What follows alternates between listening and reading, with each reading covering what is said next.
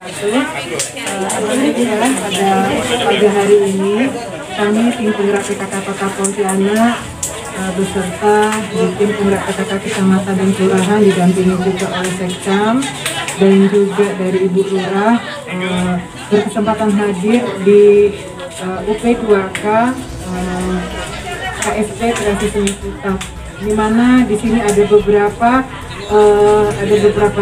bidang. Ternyata di UP2K Seni Putat ini alhamdulillah terus terang kami apresiasi sekali dengan di zaman pandemi COVID-19 melaksanakan kegiatan ini, dan ini sangat bisa memotivasi bagi semua orang. Khususnya saya berharap di 6 kecamatan ada UP2K seperti ini yang bisa memotivasi masyarakat untuk terus bergerak dan berinovasi. Dan pada hari ini juga kami menyerahkan sumbangan dari Ketua Tim Penggerak PKK Provinsi berupa batako, semen, dan pasir, dan juga bantuan dari Tim Penggerak PKK Kota Pontianak beserta masker dan juga semen. Dalam kesempatan ini kami juga belajar dengan Pak Yudi selaku owner dari KSP UP2K ini untuk pengolahan maggot, di mana terus terang ini bisa menjadi salah satu solusi untuk memberdayakan sampah yang ada, sampah organik khususnya yang ada di Kota Pontianak itu bisa diolah menjadi pakan ternak khususnya ikan dan ternak lain, dan juga menjadi kompos. Nah, alhamdulillah ini artinya bisa memberikan solusi kepada masyarakat Kota Pontianak bagaimana mereka bisa memberdayakan sampah organik yang ada di rumah tangga untuk bisa menjadi pakan ternak dan juga menjadi kompos yang bisa dimanfaatkan lagi untuk tanaman dan makanan ternak lainnya. Dan juga tadi saya sudah berbincang dengan beliau, ternyata kandungan dari maggot ini adalah protein yang kurang lebih 40%. Artinya kandungan protein cukup tinggi. Makanya kenapa bisa kita kalau memang kita mau teruskan, kita bisa inovasi terus budidaya maggot ini sehingga bisa menjadi salah satu pakan yang mungkin bisa digunakan oleh masyarakat untuk manusia untuk diolah menjadi makanan karena kandungan protein yang cukup tinggi kurang lebih 40%. Dan juga di sini kami melihat bagaimana UP2K untuk batik tulis yang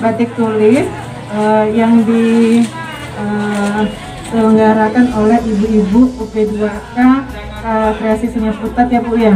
Nah, alhamdulillah saya berharap semoga ini bisa menginovasi kecamatan-kecamatan lain dan kelurahan lain di Kota Pontianak khususnya untuk bisa terus berinovasi, berkreativitas. Walaupun di pandemi COVID-19 ini gerak kita terbatas, tapi kreasi kita tidak boleh terbatas. Inilah salah satunya.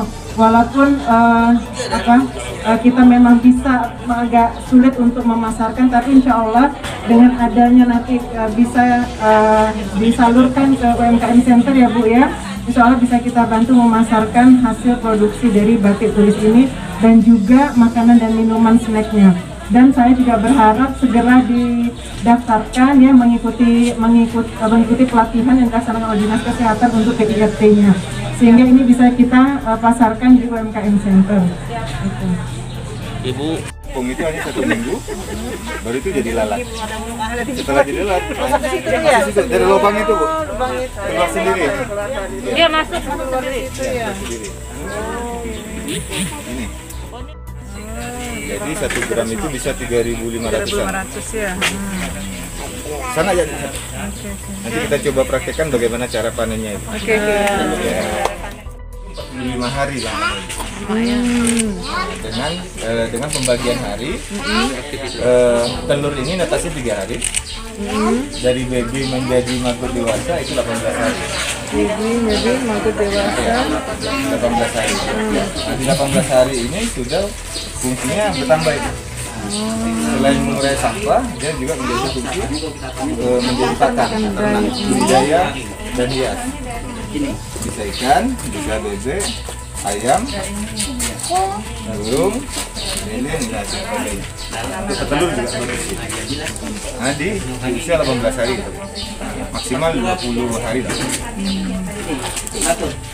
Tabungan maggot namanya, Bu.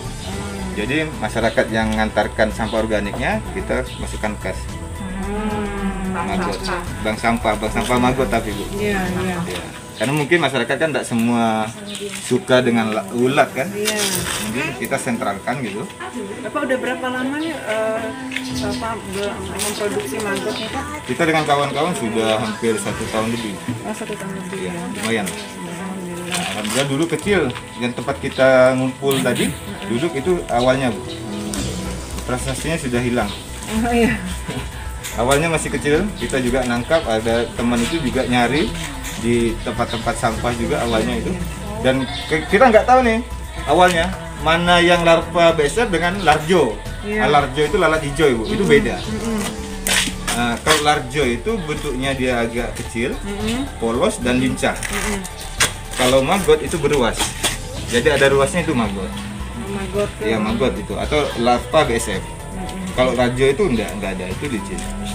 Kemudian proses kami dulu awalnya kayak Imam itu dia nggak tahu tuh, asal ngambil ternyata larjo itu.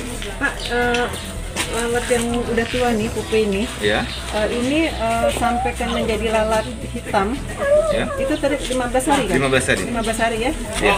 Itu pasti dia jadi lalat atau? Iya. Pasti. Kegagalan.